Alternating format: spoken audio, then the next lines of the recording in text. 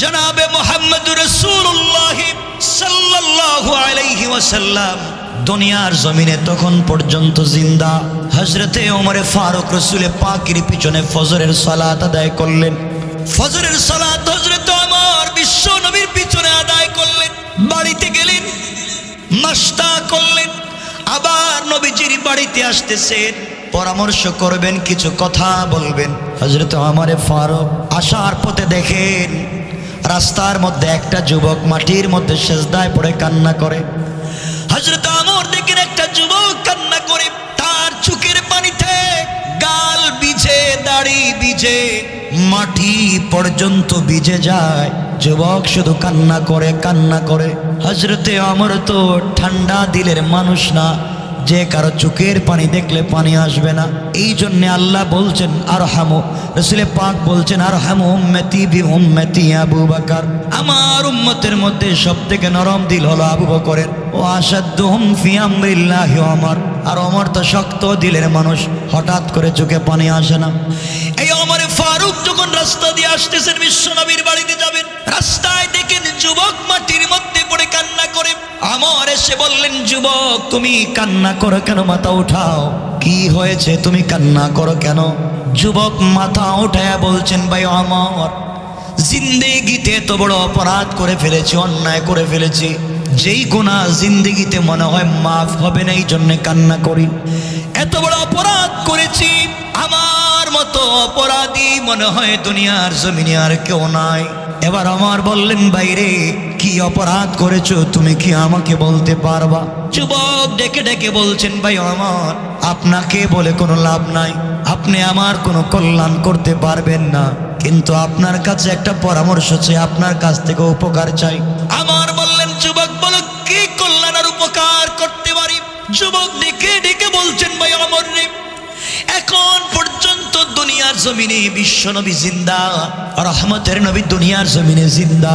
তুমি যদি আমাকে নবীজির কাছে নিয়ে যাও আর বিশ্ব নবী আমার জিন্দেগির গুনার জন্য আল্লাহর কাছে হাত উঠিয়ে সুপারিশ করে মাফ চান, আমার বিশ্বাস আমার আল্লাহ কখনো বিশ্ব নবীর হাতকে ফিরাইয়া দিবে না। কোন সুবহানাল্লাহ। আমার বললেন, যুবক চলো যাই। বিশ্ব নবীর বাড়িতে নিয়ে গেলেন, গুনাহগার যুবককে ধইরা বাড়ির উঠানে যুবকটাকে দাঁড় করায়া বিশ্ব নবী ঘরের ভিতর, হযরত ওমর ঘরের ভিতরে প্রবেশ করলেন, সালাম দিলেন, জানতে চাইলেন, ইয়া রাসূলুল্লাহ, ইয়া হাবিবাল্লাহ, আল্লাহর পয়গম্বর, আপনার মন মানসিকতা যদি ভালো থাকে, আপনার মন যদি এখন ঠিক থাকে, আমি একটা কথা বলতে পারি। বিশ্ব নবী বললেন, আমার কি বলতে চাও বলো?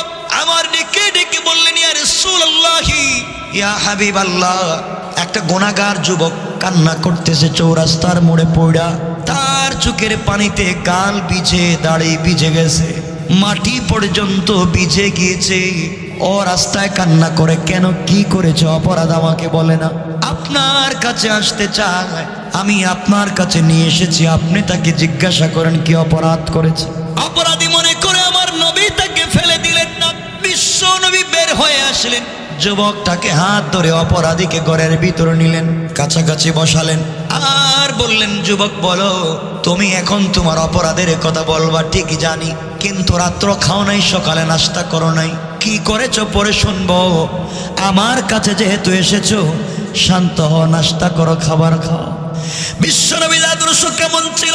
অপরাধীর সঙ্গে কি উত্তম ব্যবহার করলেন, বসালেন, নাস্তা করালেন, নিজের কাছে বসালেন, হাত ধরলেন, আর বললেন, যুবক এবার বলো কি অপরাধ করেছো বলো তো দেখি, কেন তুমি কান্না করো? যুবক ফুপায়া ফুপায়া কান্দে আর বলছে, পয়গম্বরে আরবি, বলতে লজ্জা হচ্ছে, ভয় পাচ্ছি, যদি আপনি আমাকে বের করে দেন, তাড়াইয়া দেন, কোথায় যাব? এত বড় অপরাধী কার কাছে যাব? ক্ষমার জায়গা নাই।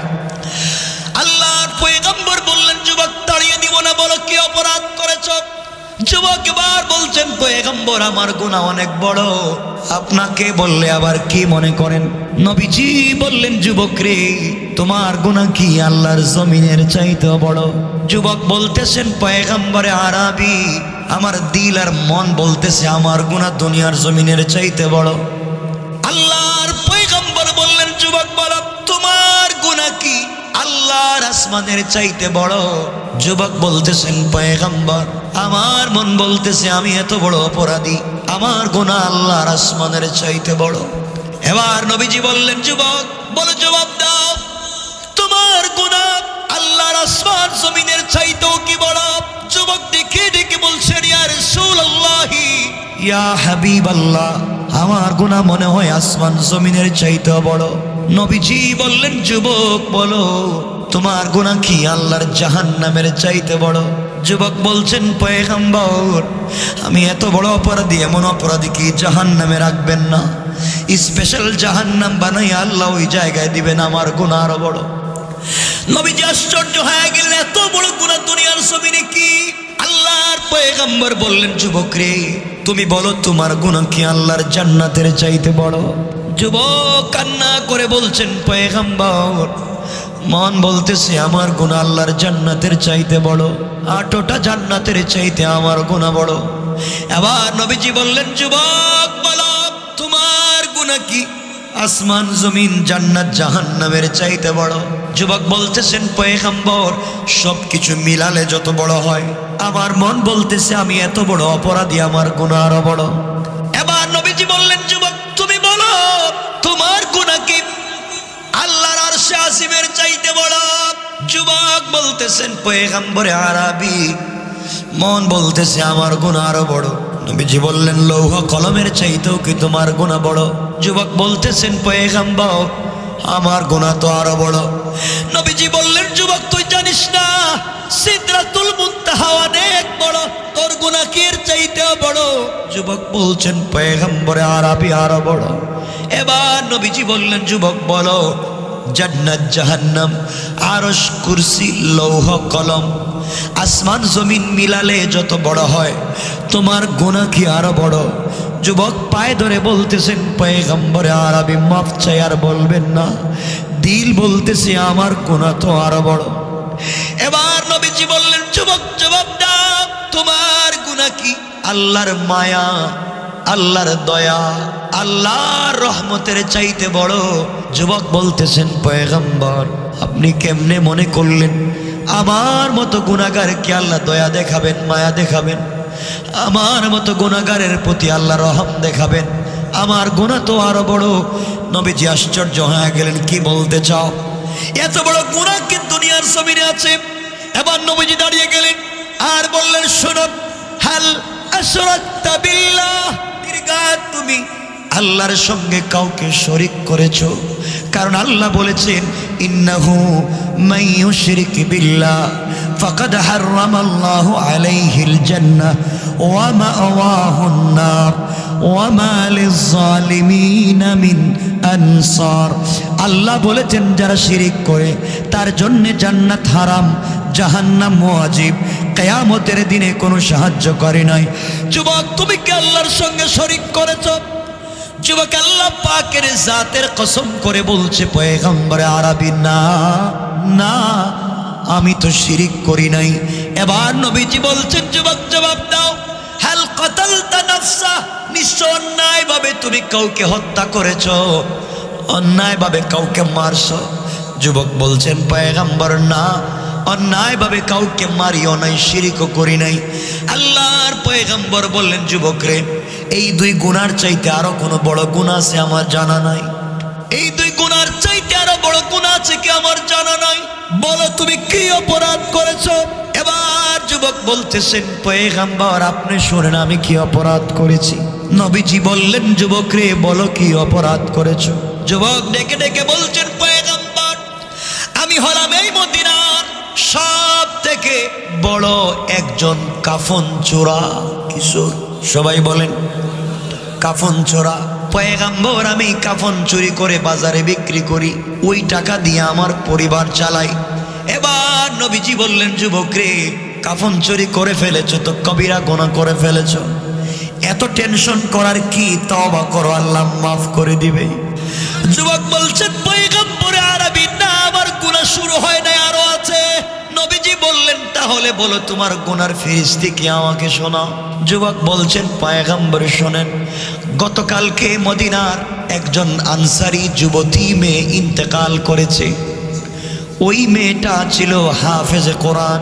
মেয়েটা আজ পর্যন্ত কোনো ছেলেকে বিয়ে করে নাই, মেয়েটা কোনো ছেলের চেহারাও দেখে নাই।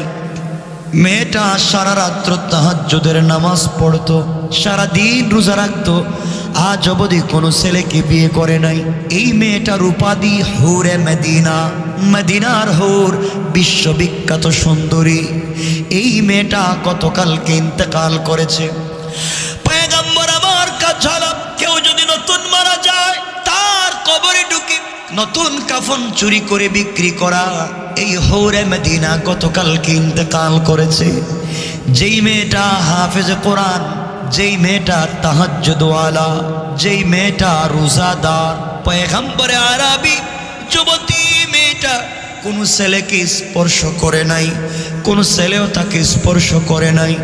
এমন সতী পাকা পাক্কা পবিত্র একটা মেয়ে গতকালকে যখন ইন্তেকাল করলো, ইন্তেকাল করবার পরে তার আত্মীয় স্বজন মিলে তাকে গোসল করাইয়া কাফন দাফন করাইয়া যখন কবরে মদফন করে দিল, আল্লাহর পয়গম্বর রাত্র যখন গভীর হয়ে গেছে, আমি আমার চিরাচরিত নিয়ম অনুযায়ী গোরস্থানে চলে গেলাম কাফন চুরি করার জন্যে।